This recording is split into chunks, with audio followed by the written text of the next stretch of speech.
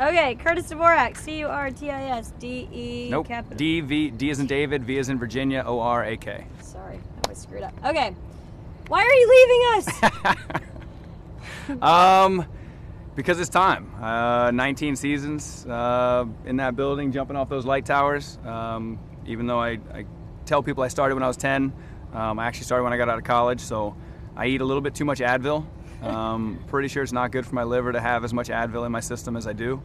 And I got some really cool opportunities here in town that I've been working on for a long time, and I'm looking forward to some new challenges. What are you gonna do? I'm gonna try and do more of this. I'm gonna do more of this, where I can stand here and just talk and have some fun, and I'm not covered in fur. Well, I gotta tell you, it has its pros and cons, but I'm excited for you. Do you want me? Can you hear me? Okay. Yeah. Okay. All right. Let's start with. I was wondering this while I was in the bathroom a minute ago. A lot of jobs, there comes a point, even our job, it gets monotonous. Sure. Did it ever get monotonous for you?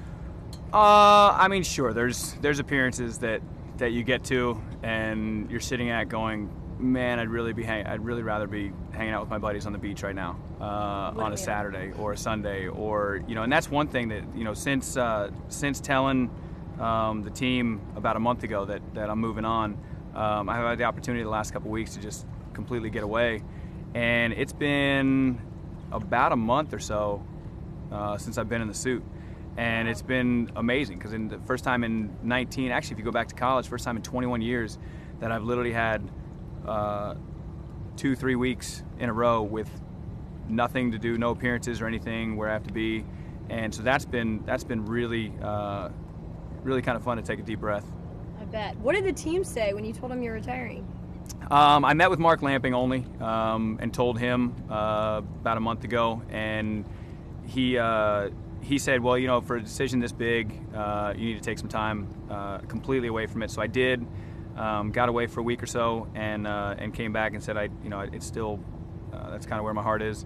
I'm ready to move on, ready to try something different. And he was great. He congratulated me. He was happy for me. Actually, against his better judgment, said he was proud of me, and he was excited that I'm getting to go out.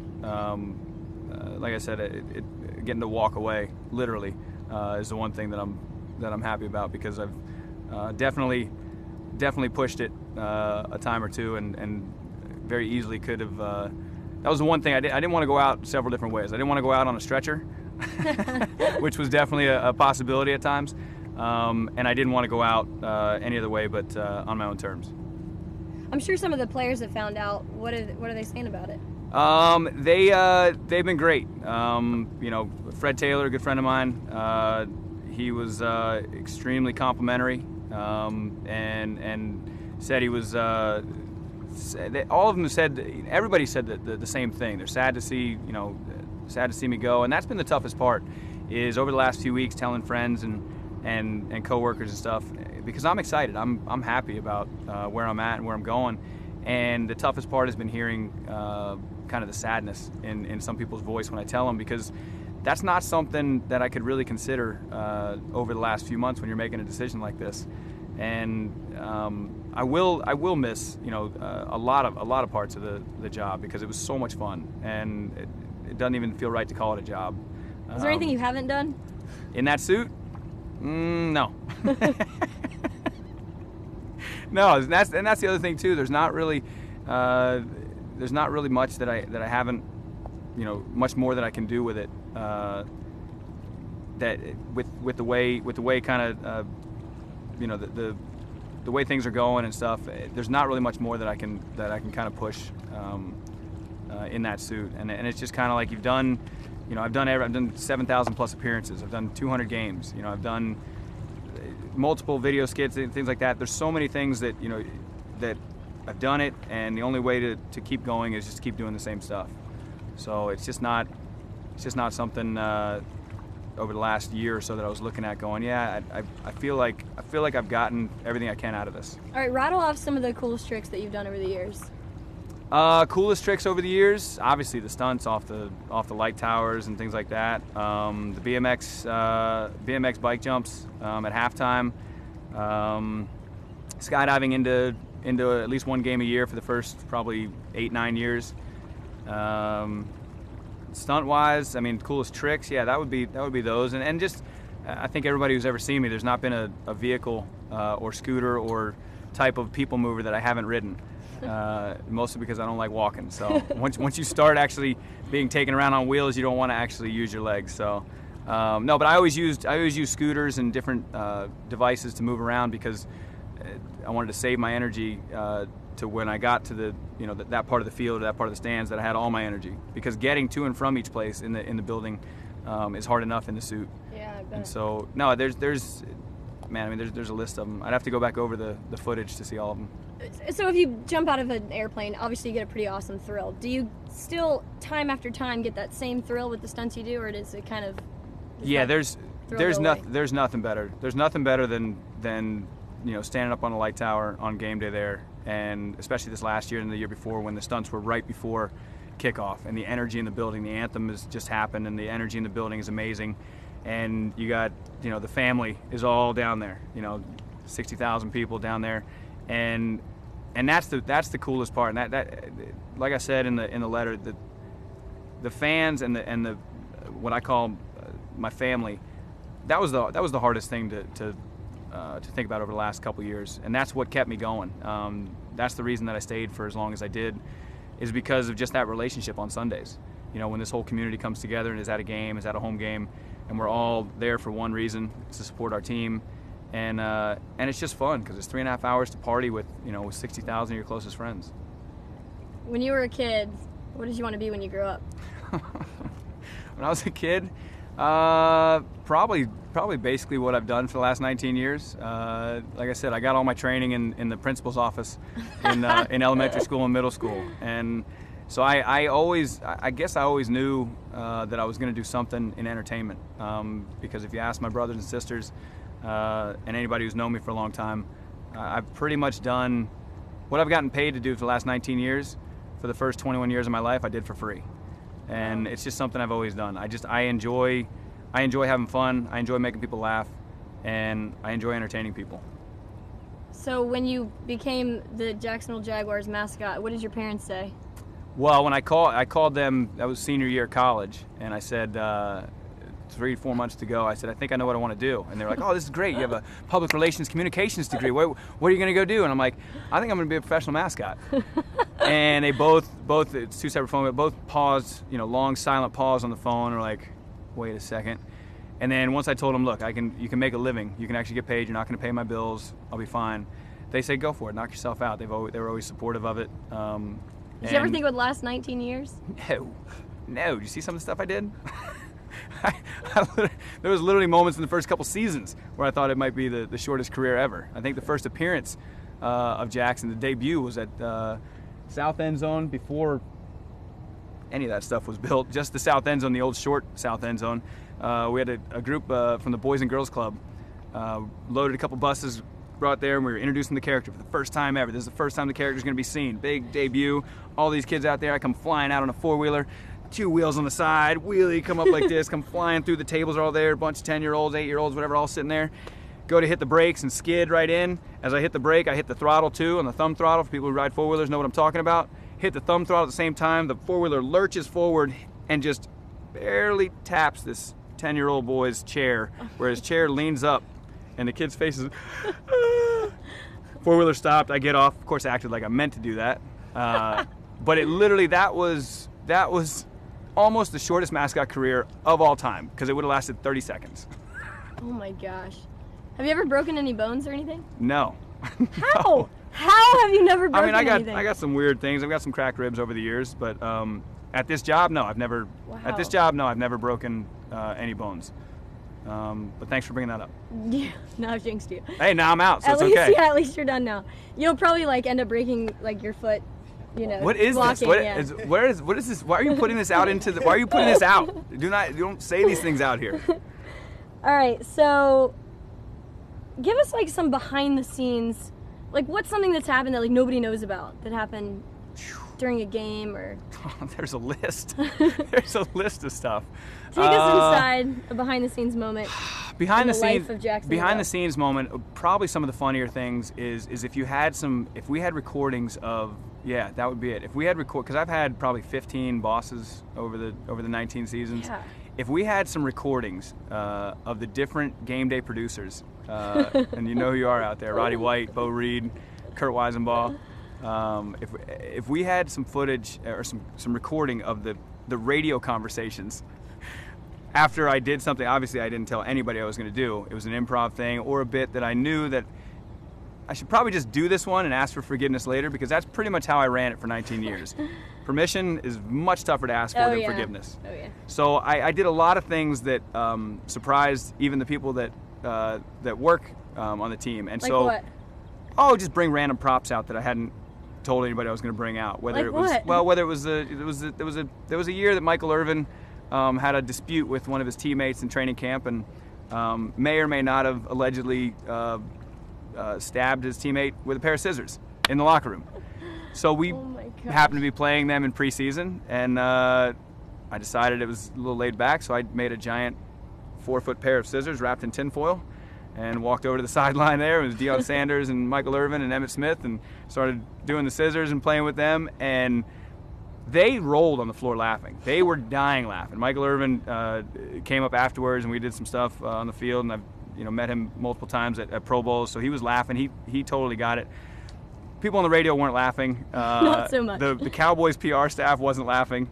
They contacted our PR staff. Our PR staff contacted game day producer. Game day producer contacted my assistant and said, "Get those scissors out of his hand."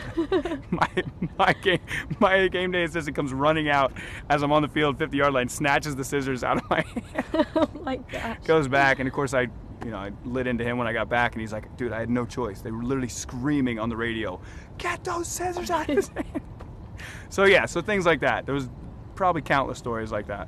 Oh my gosh. The recordings All right. of those radio conversations would be priceless. While we're on the topic, I have to ask you about the whole Ebola controversy. What happened with that? What are your thoughts on it now? The Steeler rivalry has been something that, for diehard Jaguar fans, Steelers are one of those top 5 teams that we hate. Always will. We were in their division when we started. The rivalry was great because they were the top dog in the division, and we were the upstart, and we were actually beating them when they would come down here. We had a pretty good record against them. And I just loved the rivalry, and I loved egging it on. I loved just kind of pushing buttons on the other side, and it just had built over the years. I had different kind of disputes with Bill Cowher and all kinds of stuff, and Mr. Rooney, and I respect the heck out of every team in the NFL. We're all one NFL. We're all one family. I get that. But on that game day, during those 3.5 hours or 60 minutes of game clock, I didn't give anything about the other team. All I wanted to do was beat them, make fun of them, and entertain our fans. And that was a game that the Steelers were going to win. It was about maybe 5 minutes left to go in the game. And I decided that, okay, you may win the game, but all their Steeler fans were there with their towels, waving them in our fans' face. And the thing for me is that I always had trouble with over the years is I take things, it's personal to me. Yeah. This city is personal to me. This team is personal to me. So when I'm on the field, it's tough not to get, I'm an emotional person. It's tough not to get caught up in it. And so I got caught up in it that game. I was a little upset and offended kind of that the fans were, waving those towels in my family's face all game. They were going to win the game, and I said, all right, I'm going to take one last little shot at them before they leave my building. And before they're heading out, you may have won the game, but you know what? Your towels are still stupid. And that's basically all it was. It was a juvenile, stupid comment, but at the time, obviously, that was a very hot-button item, and it was concerned. But I had just watched the night before a bit on Saturday Night Live, totally having some fun with it. So to me, it was like, I know the jokes are coming, and I don't like to make the joke last. I like to make the joke first. So Saturday Night Live did it first. So I'd already missed out on that, but we had a game the next day. So I figured I'd go ahead and poke a little fun at them. But again, it was one of those things that I lost track of kind of the spotlight that is. And in the context of it at the game, the Steeler fans that as I walked around the field showing it to them, the Steeler fans, a couple of them flicked me off. But they also, at the same time they were doing that, looked and were like, That's pretty funny. So the people that were there got it, but when you take something like that and you snapshot it and you put it out on social media or something, people who weren't at the game and weren't in context look at it and it looks insensitive. And so that's the part I lost track of. That's where I'd kind of, forgot the moment because I let my emotions, kind of get the best of me there. All right, thoughts on the last, kind of summing it up, 19 years of the Jaguars, and thoughts on the future of the Jaguars. What do you think? I know that's a loaded question, but I would say it was a amazing roller coaster right at the start that was literally, come shooting out of the tunnel, flying 100 miles an hour, and go to 2 AFC championships in 4 years, playoffs, 5 straight years. And it was just everybody looking around, all of us learning at the same time. I was learning how to be an NFL mascot. The city was learning how to be an NFL fan base. And it just one of those things that was so fun to all just learn together and all go through all of that together. And then to see, knowing I'd followed the NFL for a long time, and I knew that the hard times were going to come because you're not going to be on top all the time. Every team, the one thing I tell people when I go out and speak, they ask, about, why are we, when are we going to win again? I said, well, look, here's the thing. I ask one question: who has the most wins in NFL of all NFL franchises? Most wins of any NFL team? Chicago Bears. And then you follow it up with the question: who has the most losses of any NFL team? Chicago Bears. Everything's cyclical. Every team goes through their ups and downs. So the last few years, has been last handful, 10 years or so, has not been great. Only a couple playoffs, but like Dolores Weaver said multiple times at staff meetings and everything, and it's something that sticks with everybody whoever was with the Weavers, is that the best is yet to come. And that's kind of why I'm also excited. The team's going to start winning. I know that, and things are all going to be, everything will be better around town. The hot dogs will be hotter, the beer will be colder. The game day, stuff will be more entertaining. The anthem will be the best. All that stuff. When we win, everything's better. But we won't have you. It's all right. Wins is what matters. Wins is what counts. I'm sure it's going to be hard for you to watch that new mascot and be sitting in your seat, wanting to jump out there and.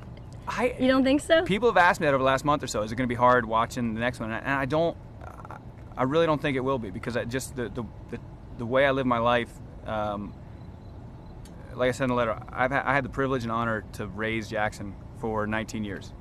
I gave him life, created him, raised him for 19 years. Some might say I was a bad parent at times, but aren't we all? But that was great. I got 19 years to raise him, and now it's somebody else's turn. And I never wanted anybody, telling me how to do it. So I'm definitely not going to try and tell somebody else how to do it. Who do you want the new mascot to be? Jaxson de Ville. No, I mean inside. Behind the mask. Who do you want the... What mask? What are you talking about? He's real. He's real. I was just his best friend. Like I said, I raised him. He's real, folks. He's real. Who's going to be the new mascot? Whoever is lucky enough to get that position. Hopefully they have a blast with it, because I certainly did. Do you have who would you want it to be? I honestly haven't even thought about it. Haven't even given it thought. There are, like I've told people over the years, it's not rocket science. I'm not curing cancer in that suit. It is literally get out there and have fun, and go where you want with it. Take it where you want to take it, and have a blast with it. Because, like I said, I had so much fun doing it, and I hope that the next person has just as much fun doing it. Speaking of fun, you just spent some awesome time in Bimini. Yeah. I'm sure that was miserable. It was. I crashed the Roar swimsuit calendar photo shoot. Only you could get away with that. Sorry. What happened? I want to know what happened behind the scenes. Yeah, no. What happened that we don't know about? It all stayed in Bimini. It all stayed in Bimini. Come on. You can't share anything? Mm-mm. All right. I'm almost... Cat's got... It's like we got this on tape. Cat's got my tongue. Cat's got your tongue. Cat definitely has my tongue there. Okay, lifelong dream. Lifelong dream? What do you want to do before you die? Lifelong dream? Have fun, be nice, make friends. You don't have anything else you want to accomplish that you can think of? You need me to move? Do you need me to move? Is my truck in your way? Okay. We're almost done. I know you're hot. You gotta go. No, lifelong dream. Lifelong dream. Like I said, it. You can see it on my website. Something my mom told me every time she said goodbye. Have fun, be nice, make friends. You follow those 3 things through life, and anything you do, can't go wrong. All right, really quick, rapid fire. I'm just gonna ask you a few like really stupid questions. Okay. And then I'll be done with you. All right, favorite color? Favorite color? Purple.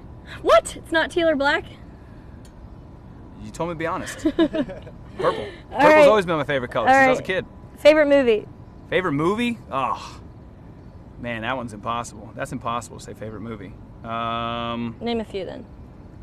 Step Brothers, pretty solid. Shawshank Redemption. Man, that's impossible. I could list 20 of them. That's good enough. Favorite pastime? Favorite pastime? Having fun. Favorite place other than Jacksonville? Favorite place other than Jacksonville? Bimini.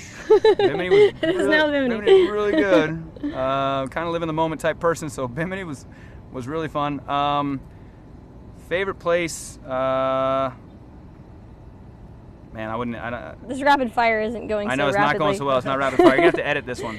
All right. Favorite place other than Jacksonville would have to be anywhere with friends. Would you ever be a mascot for any other NFL team? And if so, well, either way, if you had to be, okay, so no. No. All right, if you had to be, chance. What team would you work for if the Jaguars didn't exist? I would not work for another NFL team. Really? Ever. Would you ever live anywhere other than Jacksonville? I have no plans to move. This is home. Lived here, like I said, I tell people I grew up in New Jersey, probably where I got a lot of my attitude from, but it all makes sense now. It does, it does, but I'm from Jacksonville, so I've lived here longer than I've lived anywhere else. This is home, so whether I go do whatever in TV or radio somewhere, if it does take me other places, Jacksonville's always going to be my home. And you have a few behind the scenes, like things that you're working, well actually you've already Hoptinger, Shim Sham. Tell me about what else you're doing. Well, with your life. besides taking over local media, which is clearly the plan, I will be, of course, continuing to spend time at Shim Sham Room and Hoptinger as we continue to expand both of those and take over the bar and restaurant world as well. You're just going to take over the city, aren't you? Why not? Why not? Anything else you'd like to share to? Just thanks. Just thanks to everybody in the city. And like I said, I'm not going anywhere. I'll still be around. Good. Can we get you to do a Duval? Come on. Nobody does it right. There's only one person that does it right. Easy E from 92.7. What is the right way to do it? You know what? You gotta check with him because it started with 92.7 probably 15 plus years ago, and it's really cool to see what it's become, and now it's everybody doing it. But yeah, there's definitely a cadence to it. There's definitely kind of a delivery to it. He does it the best. Let's hear it. You want to hear it? Yeah. Duval!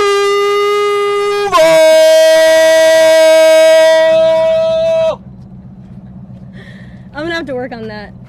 Yeah. Duval! Yeah. A lot of people go. You need it like Duval! Duval! No. What's the secret? You have to get like real deep with it.